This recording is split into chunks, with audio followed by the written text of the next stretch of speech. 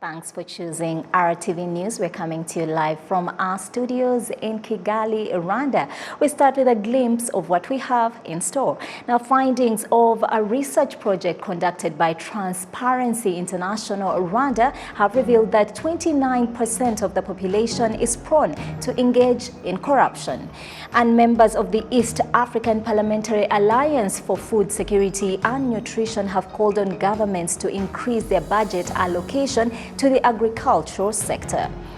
Also, senators find that it is imperative that solving the school dropout problem becomes everyone's responsibility.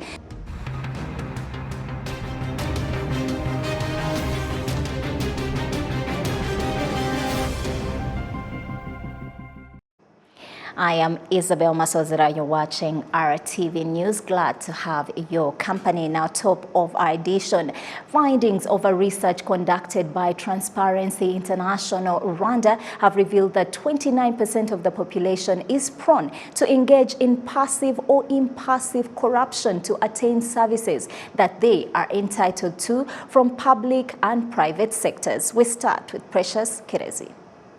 Corruption rate associated with receiving services entitled to prior has risen by 10.6% over the past 3 years. A study conducted by the anti-corruption organization revealed the bribery rates in 2019 to be 18.5%, shooting up to 29% this 2022. The rate stood at 19.2% in 2020 and 22.9% in 2021. The study, however, has also shown that 86% of those paying bribes for services they're entitled to don't disclose what happened and how. Transparency International Rwanda's chairperson Marie Immaculée Ingabire shed light on the fact that corrupt acts need corroborating evidence to be taken into account.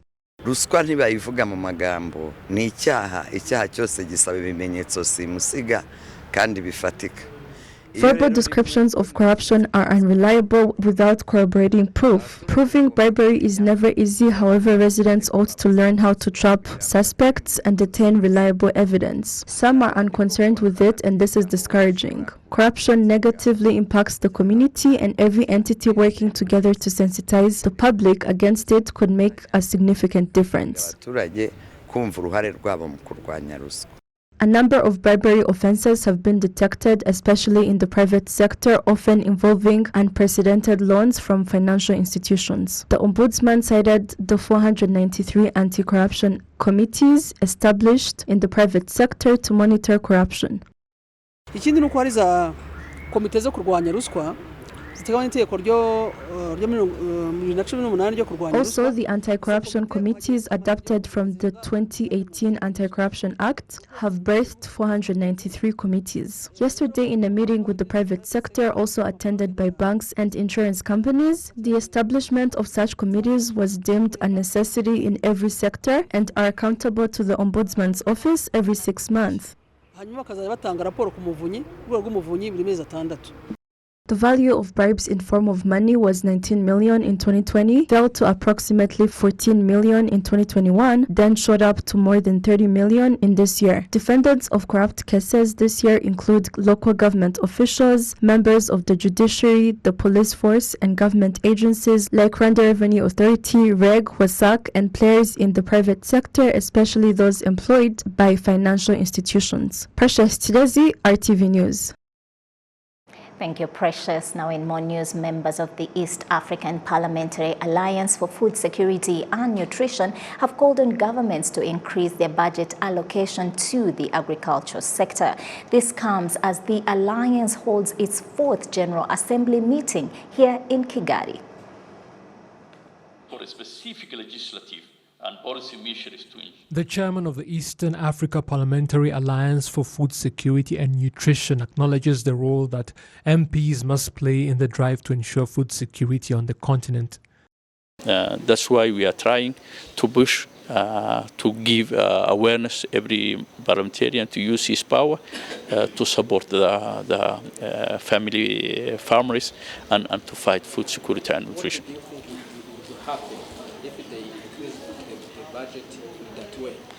No, they should increase to the Ministry of the Agriculture to support the food production and generally food transformation, industries, services, all those who are supporting farmers to produce until they come to the market. I want to know 10% of the budget in agriculture can resolve the problem. At least that's the target for CADEP, what we would call African Union president head of the state, is they agreed at least 10% will eliminate the hunger we are suffering today. But I'm not sure it's enough. But once you come 10%, you can increase always. You know, food is the most important thing. Every family, every table you go, you don't have a Ferrari or electronic thing only. The most you consume is food. And still we are lacking food. And I think that's why we are pushing 10% of the budget to food production, especially the primary sector. As Rwanda hosts the General Assembly, however, the world has continued to struggle to even come close to its goals concerning food security. Indeed, as the report of the state of food security and nutrition in the world demonstrating its 2022 edition, we are only 7 years away from 2030. But the gap that separates us from achieving the second sustainable development goal, zero hunger, is growing wider. Zero hunger, or the urgency of making the right to food a reality, is our common goal. Despite this, progress is being made, especially when it comes to some individual countries.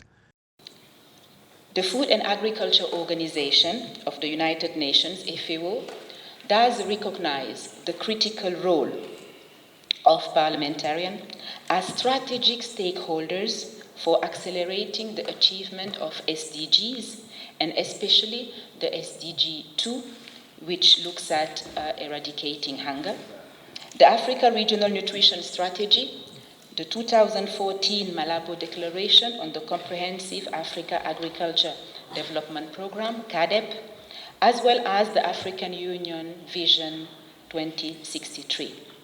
Allow me here to congratulate the parliamentarians of Rwanda, the government of Rwanda, because for 3 years in a row, if I'm not wrong, or 3 sessions in a row, they have been recognized for the extraordinary efforts they are doing to implement Malabo and Maputo. And among those objectives, of course, the critical one of allocating 10% of their national budget to agriculture. Congratulations.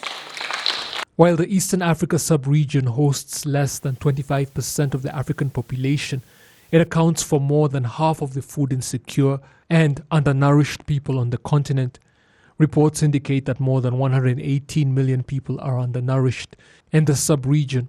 Furthermore, 22 million or 32.6% of children under the age of 5 are stunted, and 3.5 million or 5.2% of children are moderately or severely wasted. Over the 3 days the parliamentarians are gathered in Kigali, the assembly is taking stock of achievements registered by the alliance, challenges and lessons learned, while deliberating on future actions in the region to advance the food security and nutrition agenda. Special thanks to Serge Nhore for that report. Now, in more news, senators find that it is imperative that solving the problem of school dropouts becomes everyone's responsibility in order for Rwanda to realize its goal of becoming a knowledge-based economy. We have more. Kimesagara in Nyarugenge district caters to the education needs of 4,105 students in kindergarten, primary school and secondary school. The Committee of Social Affairs and Human Rights visited the school as part of their exercise to find and devise a course of action to solve the problem of school dropouts in the 12-year basic education. The school director, Nsengimana Charles, highlighted a common behavior evident in some of the children who drop out of school.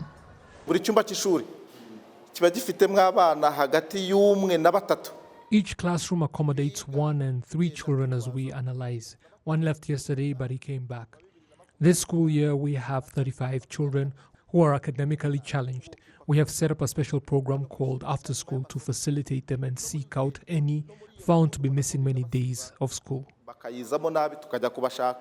Some of the parents and teachers noted some of the challenges that lead to children dropping out of school.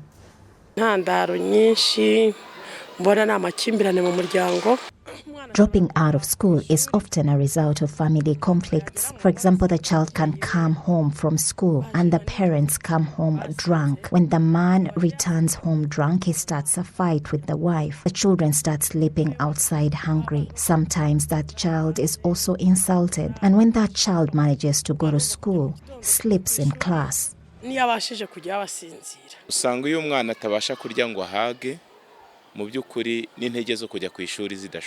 find that the child is not able to eat enough, and it is not easy to find the means to go to school. Also, there are times when the child does not have clothes to go to school, and others who start taking drugs because of peer pressure, and that leads them to dropping out of school. The chairperson of the Committee on Social Affairs and Human Rights in the Senate says that children of school age have the right to attend school. If it is not done, there are serious consequences. Children have the right to education. When a country has educated its people, ignorance is eliminated, which makes the country thrive. If we as a country know that knowledge-based economy is what we want, then attaining education is necessary for every child, and they should not be left uneducated.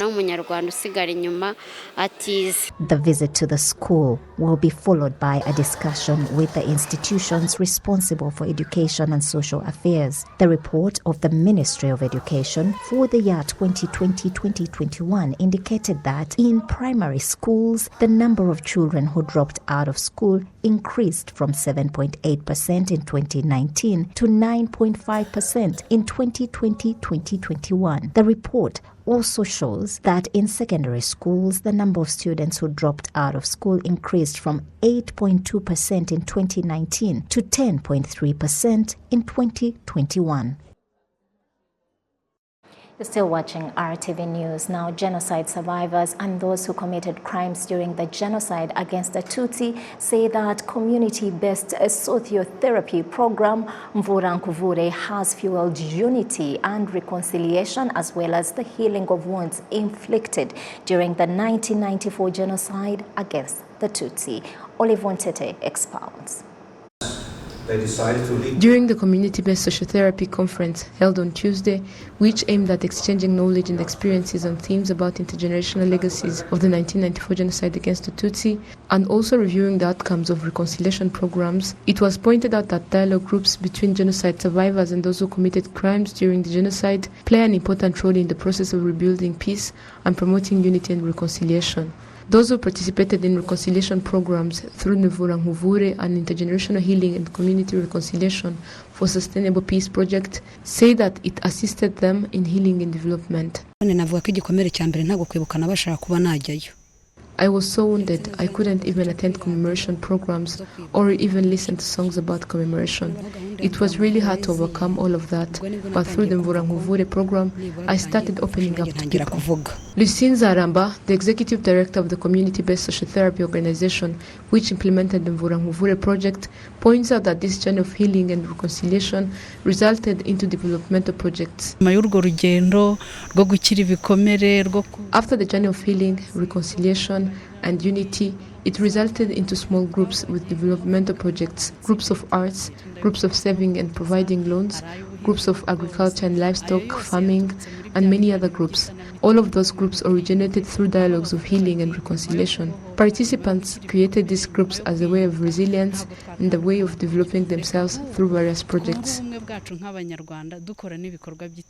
Uwacu Julien, the executive director of community resilience in the Ministry of National Unity and Civic Engagement, points out that programs of dialogue highly contributes in building unity among Rwandans, and also urge organizations in charge of implementing such programs to also assist participants in developmental projects. To build a united society of Rwandans, to trust each other again, to live together again without fear, I may say that Mvura as well as other programs played an important role in these programs. We also urge these organizations to continue because we have to go beyond helping people to heal from wounds and help them in development so that we can achieve the resilience we want. It's been 17 years since this program started and has been beneficial to more than 35,000 people in unity and reconciliation programs, and it is implemented in 12 districts of the country. Olive Nete, RTV News. Thank you, Olive. Now, Rwanda's oldest and most dominant cement manufacturer has registered the biggest profit margin to date, and the company's executives have their sights fixed on the future as the country's construction industry continues to demand more of Semera's quality product. Now, earlier, RBA Seljinhore sat down with Semera's CEO to talk about the company's performance this year and the way forward. Take a look. As we begin this brief interview, what can you tell us about Simerwa's history as a company and some of the key projects it has been involved in? Yeah, thank you very much. It's nice to be with you once again. Our story really started out about 40 years ago when a limestone deposit was discovered in Rusizi district. And at that point, a plant of about 50,000 tons capacity was set up. Now, fast forward 40 years later, a lot of work has been done, and our investors have put in a lot of effort, and we have a plant that is about 600,000 tons capacity. And we are Rwanda's only integrated plant, meaning we do the whole value chain, right from the quarry through to manufacturing process, dispatch, and into the market. And we are very proud of this because it has allowed us to be, history has allowed us to be part of Rwanda's most ambitious and most important landmark and infrastructure projects, such as the Kigali Arena, the Amahoro Stadium. We are currently working very hard to satisfy the needs that will help the country to build one of the biggest airports in the region, the new Bugesera International Airport, the Prime Minister's office, and many more. That's quite impactful. And what about during this fiscal year of 2022? Or how did your company perform financially? Yeah, in fact, as you know, we have just released our results. And in fact, the performance during the year has been stellar, really amazing. And I'm very proud of what we have managed to achieve with the assistance and the support of our stakeholders, all our stakeholders, the staff, the board, and the government. We posted a record 92 billion Rwandese franc revenues, and this is of course the best year in our history. And with that, we managed to post profit before tax, of about 17 billion, and this 17 billion is more than double what we did last year. And with that, we've been able to have an improvement in our earnings per share. Our earnings per share has also more than doubled to about 18.7. And in fact, the most exciting part of this performance is that this has allowed the company, it has allowed the board to propose the declaration of a dividend for the first time since we became listed in 2020. So the company's board is proposing, subject to AGM approval in the upcoming AGM, declaration of a dividend of about 10.5 billion Rwandese francs, which is about 80% of payout of our profit after tax. So it's a really amazing and great performance for which we are proud. Congratulations on that. The best year you've had in your 40-year history. Absolutely. Now that really sets a high bar for next year because Rwanda's economy is projected to grow by as much as 7%. That's in 2023, next year. What does that mean for the construction industry in which you are involved? Yeah, you're absolutely right. The current year performance sets a very high bar for next year. But I believe that we are cut out for it. And the reason I say that is exactly the statement you just made. One of them is, one of the reasons is the projected robustness of the Rwandan economy, with about 7-8% growth, in GDP. This bodes very well for the construction sector because there is a direct correlation between GDP and cement consumption of about 1.3, roughly speaking. So an 8% growth means that the cement construction and the demands for the construction sector will continue going up. So this is good news. It's actually a good sign of things to come. And as I said earlier on, there is a lot of anchor projects that are being rolled out in support of this, the country's vision 2050, a high standard of living for all. So we are ready to tap into these opportunities in Rwanda and also in the neighboring markets such as Eastern Congo, Burundi, and other nearby regions that are opening up. Well, Simerwa is a business establishment, and certainly money is usually the focus. But let me pull you away from that and ask you how Simerwa is catering to its environmental and social responsibilities. That part of, if I were to call it business, how do you cater to that? Thank you very much. In fact, I'm really glad that you're asking this question because good business is not just about making money. Good business is about making money sustainably and in a responsible manner. And this really is what is the anchor or the foundation of Simerwa's brand promise of strengthening Rwanda. So we are not only delivering robust financial performance, but are also showing leadership in many other fronts, including this area. In fact, recently at the board, we launched our new ESG strategy, environment social governance strategy, which speaks to what is our strategy on the environment over the coming years. What have we done, what are we doing now, and what are we going to do in the coming few years, and the same on the social side and governance. Just to give you some examples around the topic of strategy, in line with ESG, we are following, generally speaking, we are aligning to the UN Sustainable Development Goals. So in the area of environment, we have a strategy that we call decarbonization. And with this, what we are doing is reducing the amount of carbon dioxide in every ton of cement that we produce. We've done a very good job over the last 3 years, reduced it by around 20%. And we are committed in the long term to trend on a journey towards net zero with various things such as reduction of clinker factor, substitution of coal, and so on and so forth. So we've made very good solid progress and have a very clear roadmap on how we can impact as ESG so that we can also be as a sustainable business that takes care of the society and the environment while making a financial return. And finally, is there anything else you would like to tell our viewers as we conclude this interview? I think to our viewers, I would like to thank everybody that has been part of our journey over the last 40 years, and especially those who have helped us in the last few years, and particularly in the last 1 year, in order to be able to deliver the results that you have seen. So our customers, our stakeholders, our shareholders, the community that lives around the areas we operate in, not forgetting the Simerwa employees who have really put their best foot forward to deliver the very good results that we have shown as a Simerwa.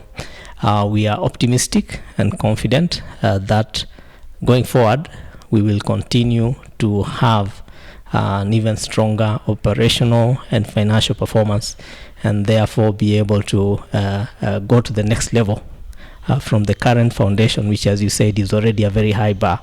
But I have no doubt that we will continue trending upwards. I believe the future is bright. The future is indeed bright. Thank you very much. Yeah, Albert Sikei, Simerwa CEO, thank you for taking the time to speak to Rwanda Television. Murakoze cyane.